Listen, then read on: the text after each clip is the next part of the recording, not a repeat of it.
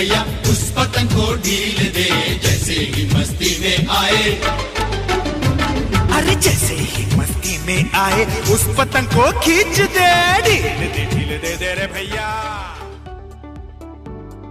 हिंदू दिनदर्शिकेनुसार मकर संक्रांत हा पौष महिन्यातला शेवटचा सण।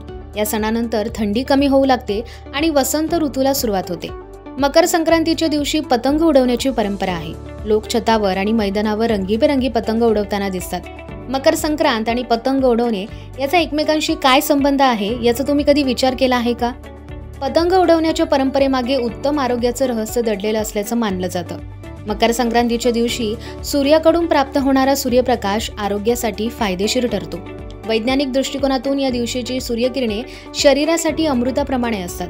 ही सूर्यकिरणे विविध रोगांवर उपचार करण्यासाठी उपयुक्त असतात। यामुळे या दिवसाचा सूर्यप्रकाश घेणं खूप लाभदायी ठरतं। याच अनुषंगाने अंबरनाथमध्ये शिवसेनेच्या माध्यमातून पतंग महोत्सवाचं आयोजन करण्यात आलं होतं। शिवसेना शहर प्रमुख अरविंद वाळेकर यांच्या मार्गदर्शनाखाली अंबरनाथ पश्चिमेच्या खामकरवाडी परिसरात मंगळवारी हा पतंग महोत्सव पार पडला। यावेळी लहान मुलांपासून मोठ्यांपर्यंत सर्वांनीच पतंग उडवण्याचा मनमुराद आनंद लुटला। उपस्थितांना तिळगुळ वाटून संक्रांतीच्या शुभेच्छा देण्यात आल्या। महोत्सवात पतंग उडवण्यासाठी आलेल्या नागरिकांना विविध आकाराच्या पतंग आणि दोरा आयोजकांच्या माध्यमातून पुरवण्यात आला होता।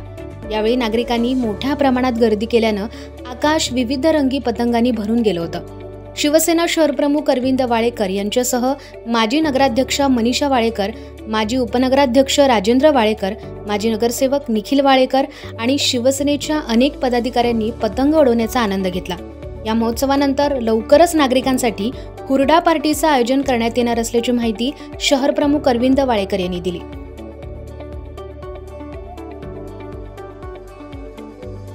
शिवसेना शहर शाखा, युवा सेना आणि महिला आघाडी अंबरनाथमध्ये विविध प्रकारचे नागरिकांना हवेसे वाटणारे, कधीही अंबरनाथकरांना बघायला न मिळणारे, या ठाणे जिल्ह्यामध्ये प्रथमच असे होणारे, मग ती हुरडा पार्टी असेल, स्ट्रीट फेस्टिवल असेल, आणखी इतर अनेक कार्यक्रम जे अंबरनाथकरांना आम्ही शिवसेना शहर शाखेच्या माध्यमातून आमची शिवसेना शहर शाखेची पूर्ण टीम, आमचे कार्यकर्ते त्यांना फक्त सांगायची कोटी ते अगदी झोकून जातात आणि हा कार्यक्रम कसा सक्सेस होईल यासाठी लक्ष देतात आणि अंबरनाथकर याची मजा लुटतात।